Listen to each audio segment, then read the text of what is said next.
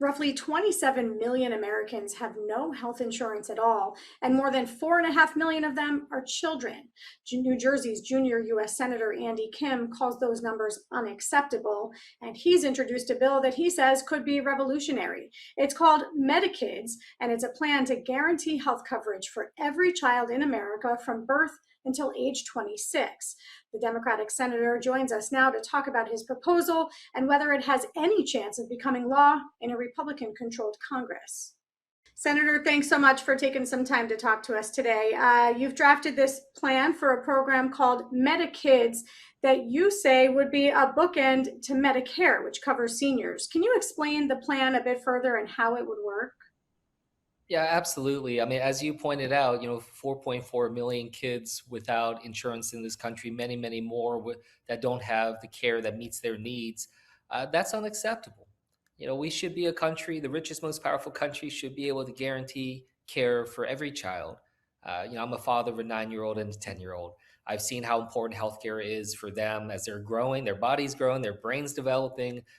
We need to make sure that that's available for every kid. And frankly, healthy kids means healthy adults, which means a healthier society, lower overall healthcare costs. So I want to make a guarantee. Enroll every child upon birth into MediKids. Parents can opt out if they want, so it's not forcing anybody to do anything.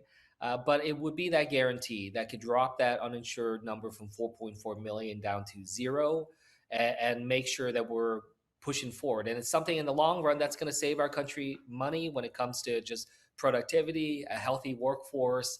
And that's the guarantee that I think our country needs in this incredibly important moment when so many families are facing affordability problems. Parents I'm talking to saying that they're worried about losing their job and how that might affect their kids' health insurance. We Yeah. shouldn't have that type of anxiety for parents in America. So this would be for low income and disabled kids up to the age of 26, yes?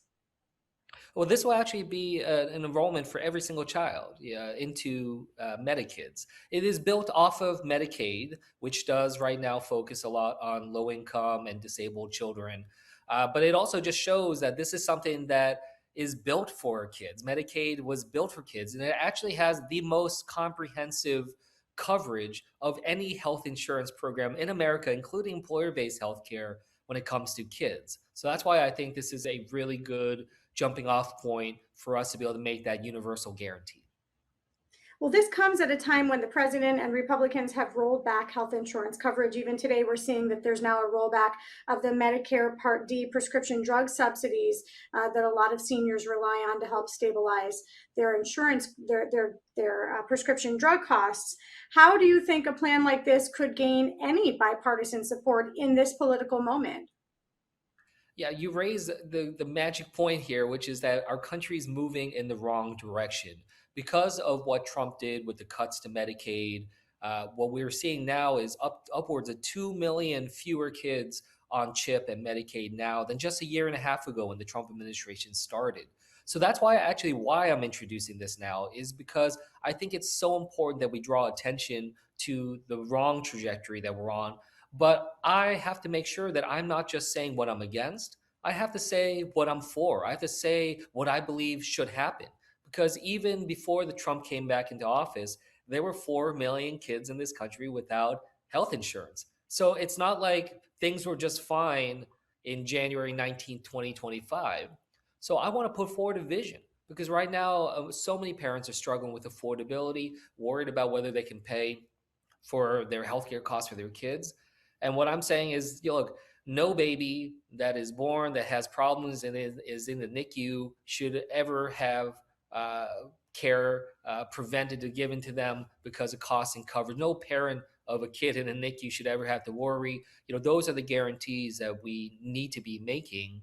And I think that that's a vision that the American people are hungry for. They're very much wanting to hear the positive ideas. What's the positive future agenda for what we're doing? So that's why I'm putting this out here So, now. I've been getting strong yeah. support across certainly the Democratic caucus, and I certainly hope that the Republicans also agree with this idea that kids should not be punished for any problems, any decisions of their parents. They're kids, and we should try to make Yeah. sure that all Well, of them have the care they need. Let me just ask you this. There is no citizenship requirement as part of your plan.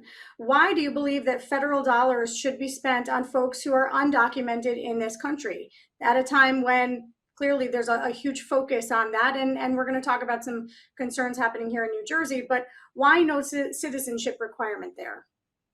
Yeah, look, what I'll just say is again, the vast, vast, vast, vast majority of the kids in this country that don't have health insurance are American citizens.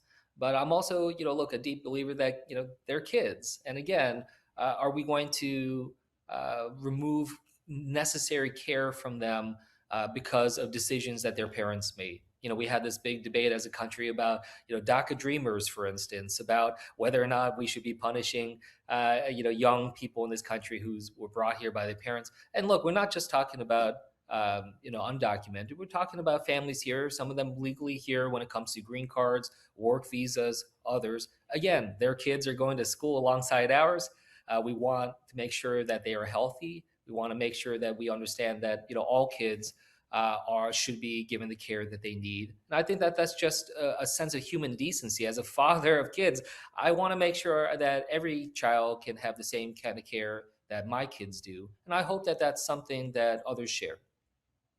Well, let's switch gears a bit.